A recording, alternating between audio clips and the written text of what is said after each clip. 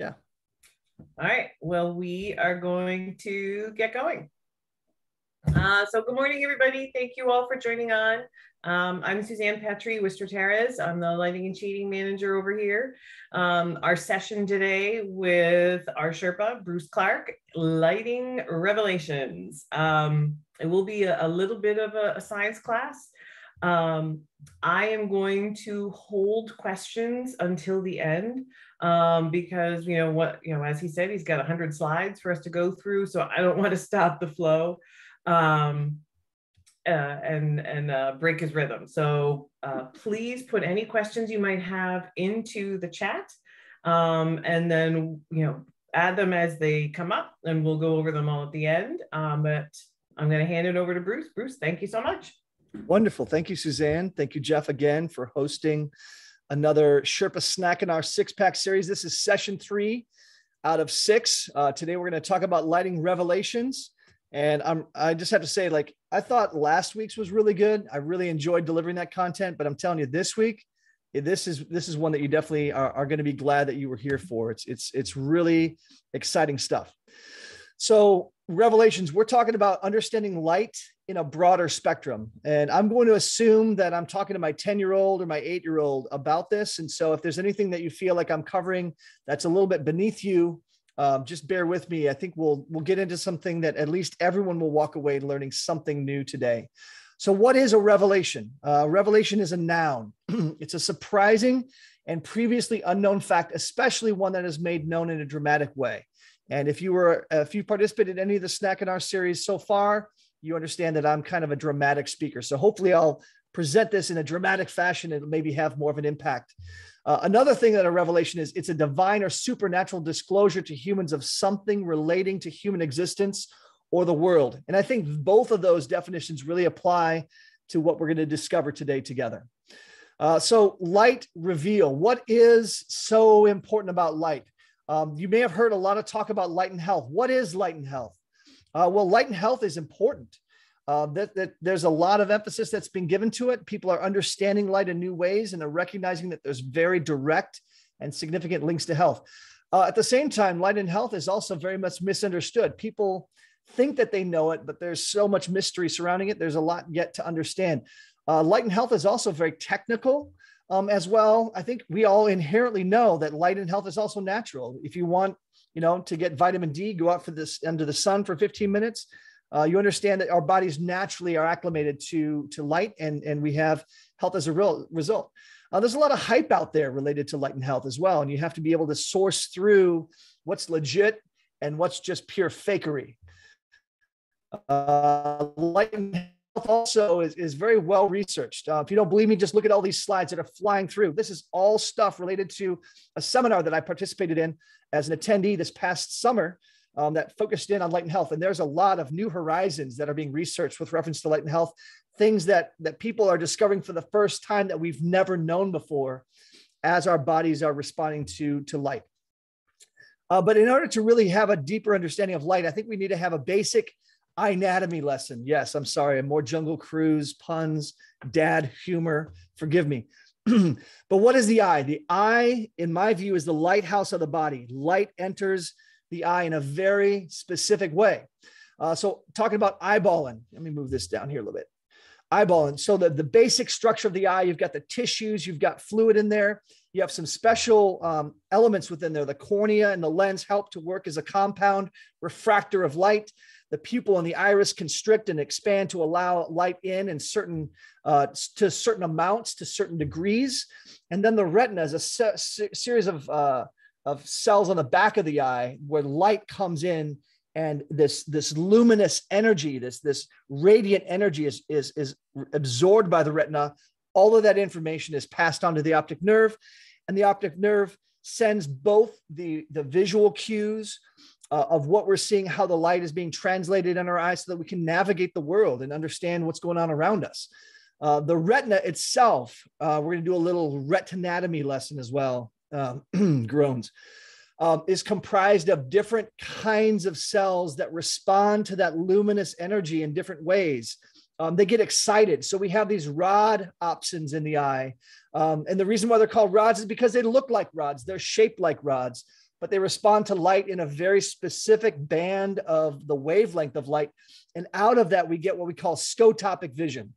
Scotopic vision is what you call low light vision. So under this kind of moonless, starry sky, it's purely based within contrast. And so low light levels, you're primarily using your rods, primarily using scotopic vision. There's another layer in the eye called cone opsins. Those are proteins that respond to light in a different way. Why are they called cones? Because they're shaped like cones. They look like cones, but they've differentiated those cones, and they recognize that there's different cones that respond to light at different wavelengths. You have blue cones, green cones, red cones, because certain of those cones respond to light in the blue spectrum of light, the green spectrum of light, and the red spectrum of light. And together they work together to help us be able to differentiate color and bright lights. So most of the time under daylight conditions, we are using what we call photopic vision, where we are able to see and differentiate colors and navigate based upon that. And then what happens when you're sort of in between, when the rods and the cones kind of come together, they're working with each other. That's where we get what we call mesopic vision, where it's a little bit of dark and a little bit of light. And so that they're always in flux with one another, sometimes preferring one, sometimes preferring the other. That's what we call the visual stimulation of light. But there's also something called light unseen. Light unseen was discovered back in the 1920s when blind mice that were born without rods and without cones would still get sleepy and still be tired. And they couldn't figure it out. How is it that without the ability to have any sort of visual response to light, are these mice getting tired and sleeping during the times of day when most people go to sleep? And they're waking at times of day when most people get awake. They couldn't figure it out, but it wasn't until like the 80s when they looked at some frogs and they had a radical retinal discovery, something that they found inside the eye, which responds in another protein called melanopsin. That's very important because that's really where the light and health has taken off. So what is a melanopsin? Well, this image that we have here, these are called intrinsically photosensitive retinal ganglion cells, right? Everybody together now on the count of three, say it.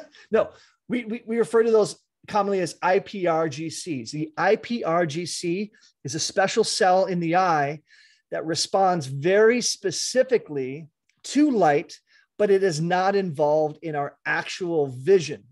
So it's picking up the radiant energy of light, but in a very specific frequency that in an amazing way is specifically tied to daylight.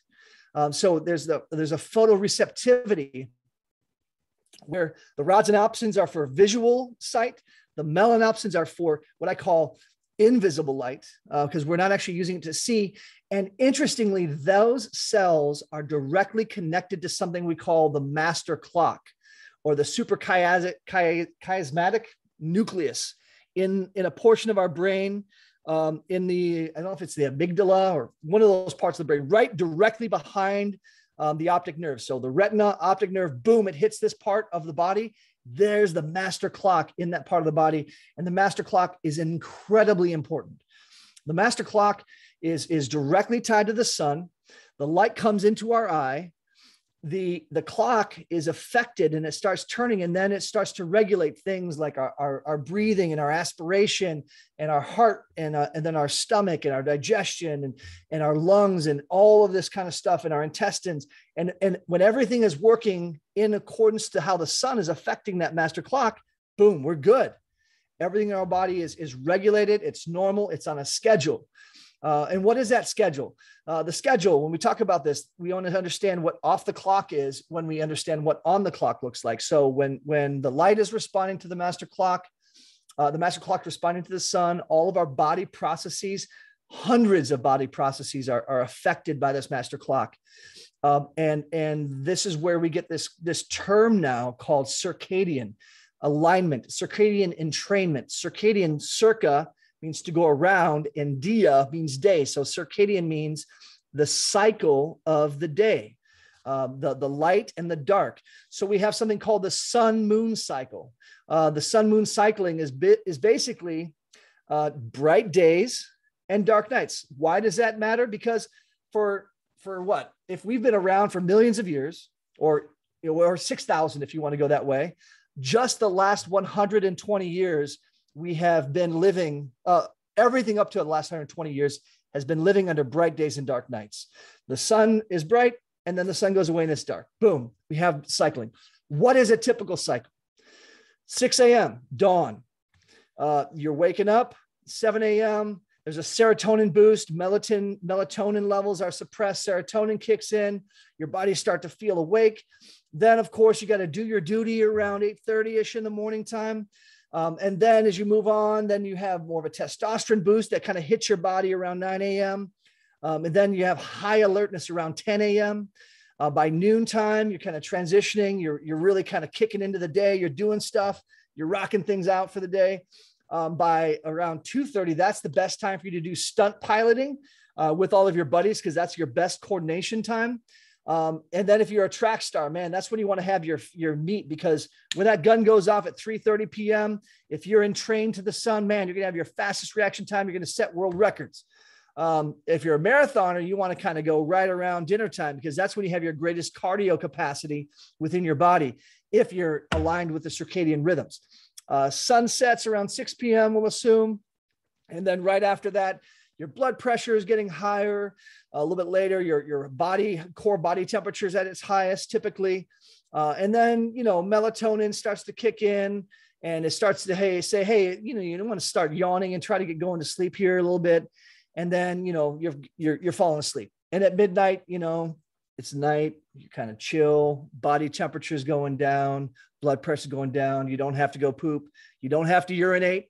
Everything in your body kind of hits a nice low state. And right around 2 a.m., you're in your deepest sleep state, hopefully.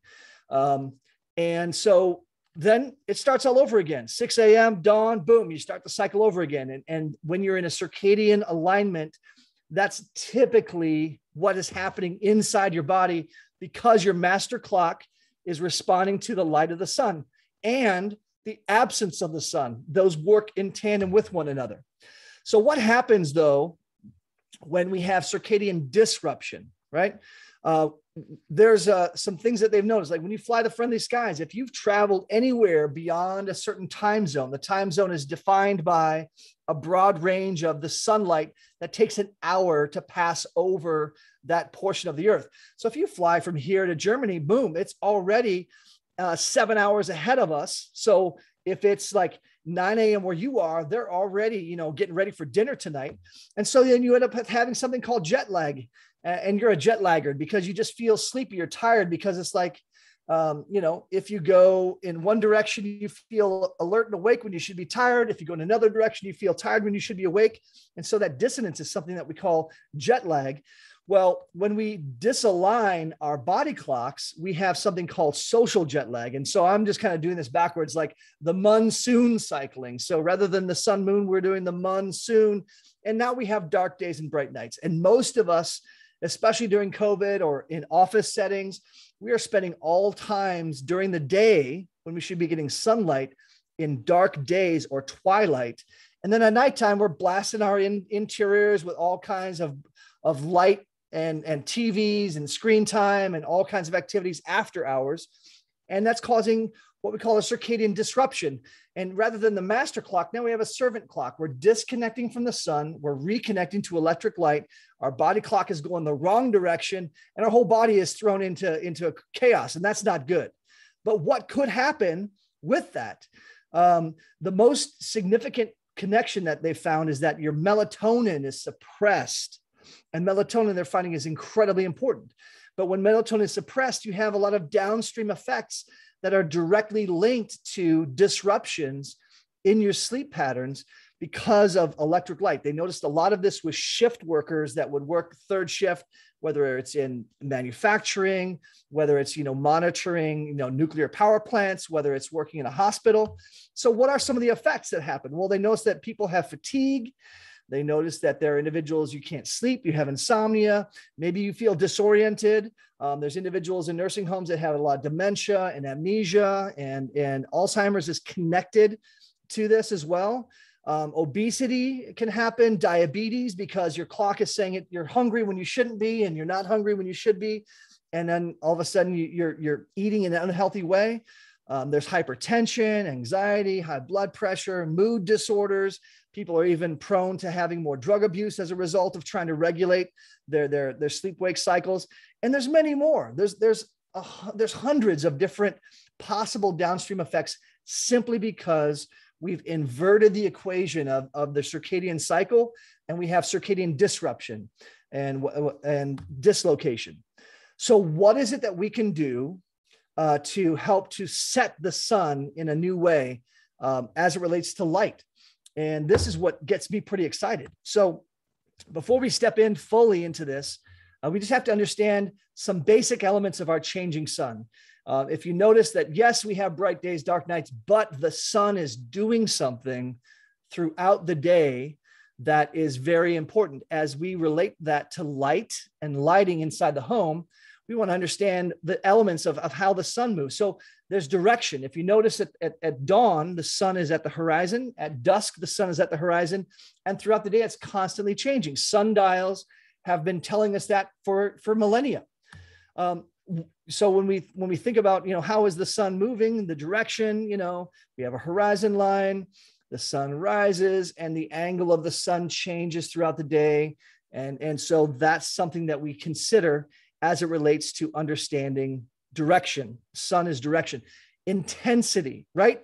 We know that we can look directly at the sun when it's on the horizons, not only because, mostly because there's more dense atmosphere that we are able to, there's more dense atmosphere that we're able to look through. So its intensity is lower. But if you look up at the sun during noontime or on a very clear day, man, you get a blast of sun in the eye. So there's intensity that happens, and it gets brighter through the day, and it gets dimmer towards the evening time, right? So we know that there's intensity that is at work with reference to the sun, and we need all the elements, the dimmer and the brighter, to function well throughout the day. The third element of the sun, as I alluded to, we notice that there's beautiful color that comes out as the sun is going through its cycle in the day. In the morning time, we can have some beautiful orange, red sun. And as the day kind of gets brighter, that changes throughout the day. It gets bright white. And then towards the sunset again, at the end of the day, it gets dimmer and dimmer, and then just finally fades out. So those are things that we, as individuals who are interested in design and interested in bringing light into the home, we wanted to say, well, what if we were to bring a tech sun? No pun intended. Yes, pun was intended. I was just in Texas this week. So I thought it would be funny to talk about technology, bringing the sun inside. So tech sun, ha, ha, ha. Okay. Tech sun. What we're thinking about, and what I think is really fun for lighting designers, is what we would call rock concert lighting. And if you go to any rock concert, you see all three of these elements on display in such an incredible and huge way. You've got a lot of movement of light. You've got all kinds of colors of light, all the different intensities. There's strobing effects. They bring in the fog so you can see the actual beam coursing through, and it creates this incredible sensory experience. Well, you may have some clients that want rock concert lighting, man. We talk about Vegas sometimes when it comes to certain people's homes. And if you want that, the technological sophistication is there to do that. We can bring directionality to the light within the space. We can, say we want to have direction. We can position light in front of your eye, and so you're getting light directly into your face. You can also change that light so then the angle of the light is coming from a different direction. In fact, this composition right here is what most of us are experiencing all the time. And ironically and interestingly, the cells of the eye that are the most sensitive to the non-visual cues of light, the melanopsins, the IPRGCs, are mostly located in the bottom part of the eye, where they're more concentrated.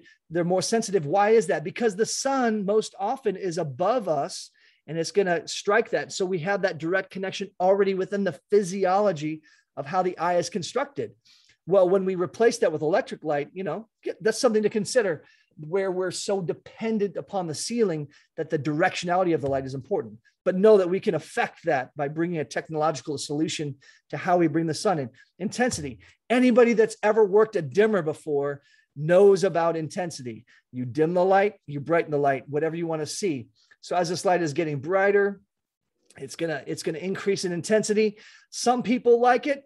Some people are like, ow, that's too bright for me. And so we can adjust that. The third thing that we can always bring to bear, which we talked about briefly last week, is color. Now that we have more advanced technology, we can bring different colors to bear in the conversation with light. Just like I have here beside me, I have a light bulb that can change color. I can adjust that. Oh yeah, I like being able to go through the day. That's really nice. That's pleasant. Maybe we can adjust it and get some other kind of fun colors in here. And I know that those are some of the things that with Ketra, they talk about 16.7 million colors. We're like, ooh, that's amazing. We can do different kinds of color. That can be brought into an architectural context as well because of the advances of the technology. But when we think about the other elements of how we can affect this circadian cycle and really have a broader and deeper understanding of, hey, light is more than just turning on and off. It's more than just direction. It's more than just intensity. It's more than just color. We need to be careful about this. The best lighting design that I could ever give anyone would be just go live in a tent, because everything that you need from light, everything that you need in lighting can be experienced and discovered by just going camping. Pure and simple. Just live in a tent. You're going to get the sun when you need it. People that have actually found themselves circadian disrupted, if they go camping for about a week, all of their alignments are brought back into bear. They can sleep deeper at night. They can sleep longer. They actually awake when the sun rises, and they wake refreshed, not tired. The way that you can tell if you may have some misalignment is, do you need an alarm clock to wake up in the morning?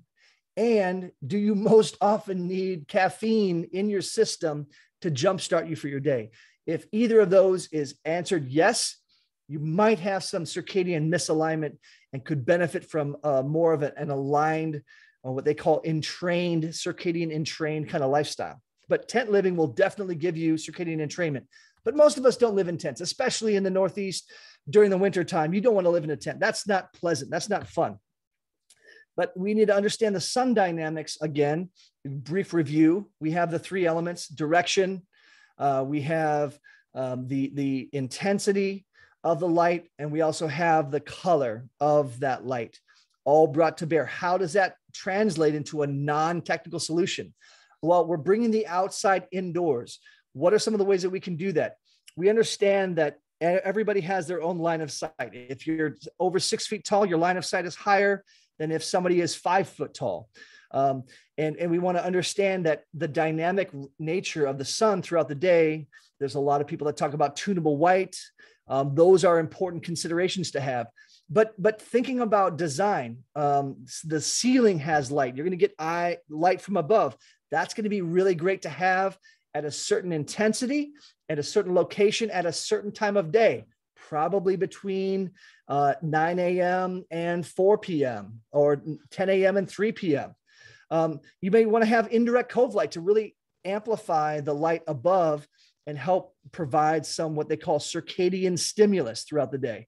That's where art lighting can come in, where on the line of sight, you're getting a beautiful wash of color and light, pleasant things to look at indoors.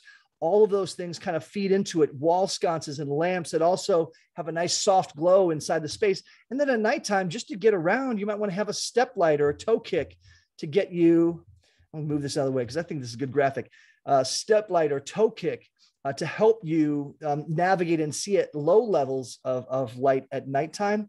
But at the same time, it doesn't spark you to think, oh, it's daytime, I've got to be awake again.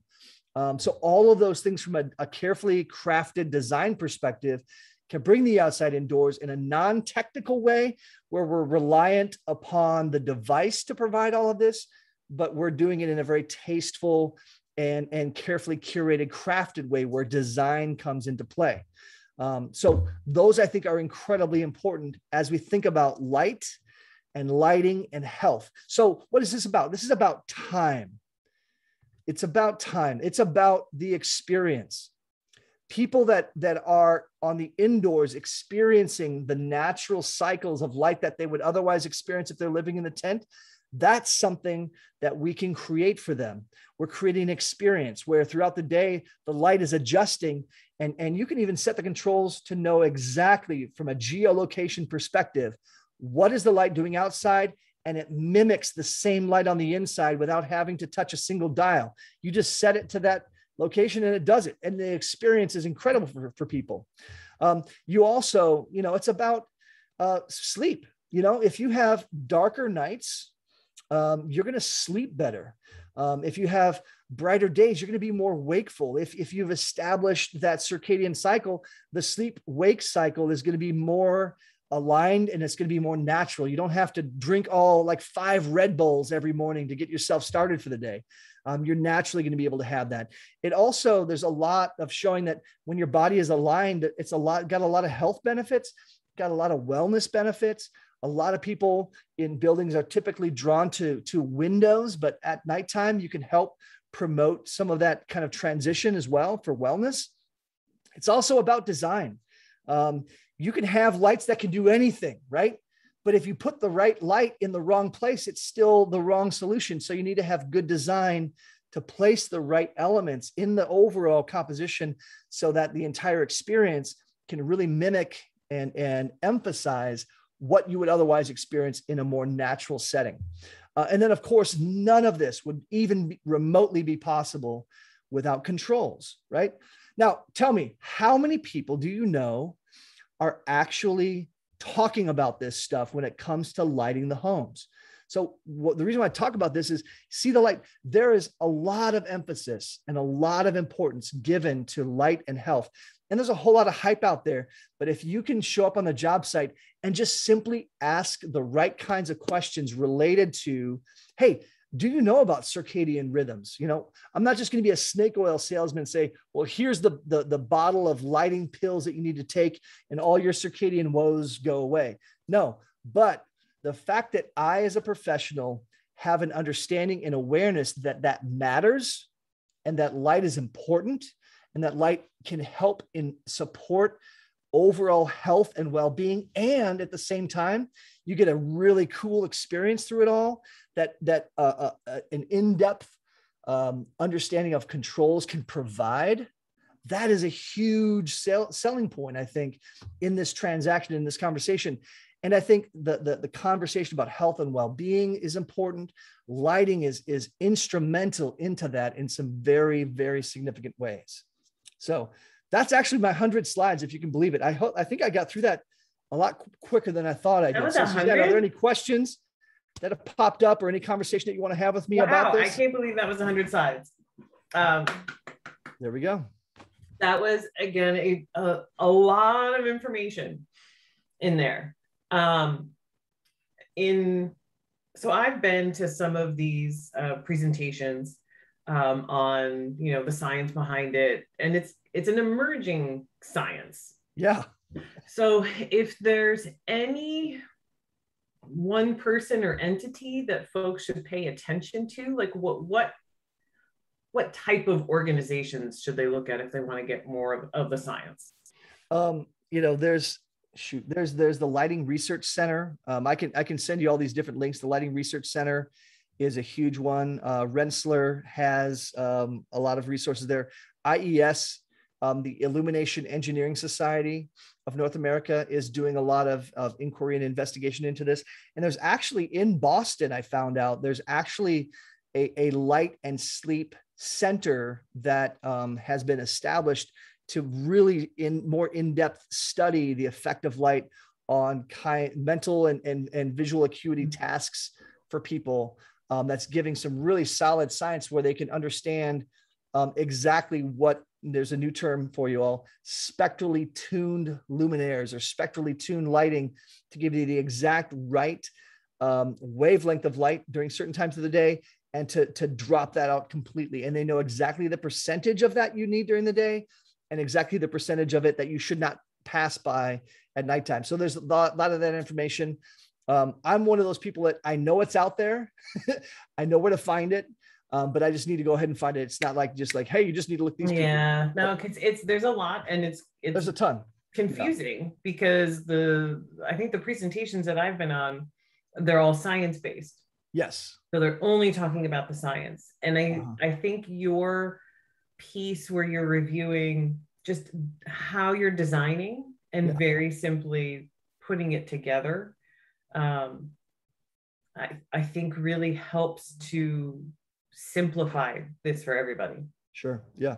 I think I saw that we had a hand raised. I didn't put something in the chat. I didn't see that. If you just, okay, I see the chat popped up. Who we got here? So to do this, would I need to spend 200 hours analyzing a home, measuring ceiling heights, residence heights, age, and every other parameter to sell this way? Are there broader strokes and approaches? The first answer is no. You don't have to spend 200 hours analyzing a home. There's a lot of very basic rules of thumb that you can use. We're not saying that you're going to create a circadian lighting design, right? But you are showing preference to that, right? Because the science is still new and emerging, you're not going to say that I am a licensed, authorized circadian lighting designer. No one would ever make that claim, but they'll say these are circadian principles that can be used from a design perspective, and also understanding how the color of light does need to change throughout the day. That can be done. Most ceiling heights are pretty specific. And all that is basic geometry, where you just know if I have this kind of ceiling height and I have art on this wall, that's at this height, I need to find a certain angle that light needs to hit that wall. Measuring people's heights and ages, that is important to know, both in terms of hanging certain fixtures that were going to be in the near field of vision. But that's a simple survey question that doesn't take a long time. And their age, if you recognize if they're over 60, they need a lot more light to have the same level of visual acuity to discern text and differences in shade and shadow. And if they're between 40 and 60, they need about half that. And if they're between 20 and 40, they need about half that. So it incrementally grows. So you just know, hey, am I dealing with older people? I'll need to make sure that I kick up the brightness and have that capacity built into the system. So there's those kind of things. And I think if you just, there's a dealer that I found that he said he opened up a lot of doors this way. And it might be a little bit gimmicky if you don't know how to translate the answer to the question into actual design, but simply asking them, what direction does the primary facade on your house face? Does it face east? Does it face north? Does it face south? Does it face west? Because you'll need more light in the areas that are opposite the sun and less light in the areas that are facing the sun during those daytime hours. Now, lighting designers design for a worst case scenario where we're under pitch blackness. But I think just asking that question indicates you're thinking above the like standard contractor talk of like, hey, you want light? You get light. Do you want a lot of light? Do you want a little light? We'll put 6 lights in if you like a lot of light. We'll just put 2 lights in if you don't like light. I mean, there's a significant differentiation there, I think, that you can establish just by asking these simple questions on even in saying, you know, how tall are you? How old are you? Okay, just those matter to design. We're going to kick up the brightness for that. And we're going to make sure that the sconces are positioned to strike the middle of your eye, depending on your height. Those things differentiate you. So, and that's a long-winded answer to a good question. So that was enough. And what about other items that produce light that get added in? Even something as small as a screen on a thermostat.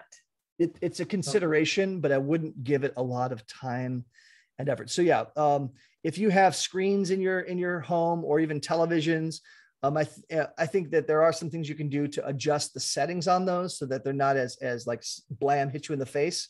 Like we talked about last week, you know, with your smartphone, there are settings that you can set so it eliminates the amount of blue light that you get after dark. But they're, those are things that I think you can work into it, but you don't have to place a lot of emphasis and focus on it, I would say. Good questions. Yeah. So if anyone else has other questions, please put them in. We'll stay on here for a little bit to answer any that pop up. And I do just want to let everybody know, hopefully you have seen the save the date that went into your email addresses yesterday. And that is for the in-person Strateres Dealer Development Expo. This is October 19th and 20th. Let me just double check. Yep, 19th and 20th. Just want to make sure I'm saying the dates right. In Mystic, Connecticut. You'll see a follow-up email next week with details to register, and you will see the sessions that our dear Bruce Clark will be heading up as well. So Bruce will be there in person doing additional trainings to really build on some of these topics that we've been going over. And we'll also have sessions from several of our manufacturers as well, including fixture-focused conversations with Lutron. Excellent. Yeah. If you think I'm dynamic via a webinar screen, you should see me in person. Wait. It's a sight to behold. And just to let you know, what I'm thinking about right now is a lot of this stuff is pretty broad stroked. It's more informative, but not really substantive. Hopefully we'll be able to craft some sessions where we'll be able to do more of translating into actual design and walking through the design process of what it looks like from start to finish, from meeting the client, asking the right questions, translating that into design, and then delivering a product and making sure that it's installed and commissioned correctly to work the way it was intended. So we'll try to cram that into 45 minutes. I honestly don't know if it's possible, but we'll try to do our best to do that. That's what I'm thinking about right now. We'll see what happens between now and October. We just had another question come in. Will lamp technology versus fixture become more circadian aware, i.e. lamps that adjust themselves? I hope so. I think that would be good. I think that the more that we know about how blue light is negatively affecting us at nighttime, when I say blue light, not all wavelengths of blue, but a very specific wavelength of blue, if it's negatively affecting us, and that we need to have more smart, sophisticated devices and control systems to help adjust those settings. But, just like in this current market, you have high-end smart stuff and you have low-end dumb stuff. And so, I think the more that people are aware and the more that there's a market demand for it, I think that you'll probably see more of that stuff that's coming out there. There are a few things currently out there. BIOS is a company that I've become aware of. They actually have lamps that are spectrally tuned for the right frequency or wavelength of light that your eye needs during the day, and depletes that at nighttime, and it does adjust. Obviously, those are going to be more expensive because they're just new on the market, but that would be something I would consider as well. I'll make sure that I share those links with Suzanne and Jeff. Ketra is also really good from a general circadian awareness. I do want to do a little bit more research to find out what research they have in the spectral tuning aspect of things. It's like you can have the color of the light, but if the spectral power distribution, it's another technical term, isn't showing that the light is in the right location, it helps induce, but you just need to have a more of adjustment on the overall dimming and intensity and direction of that light. Good questions. All right. Well, I think we'll end this now, but please, like I said, we'll stay on if there are some additional questions that do come in. But thank you all so much for your time today. We really appreciate it.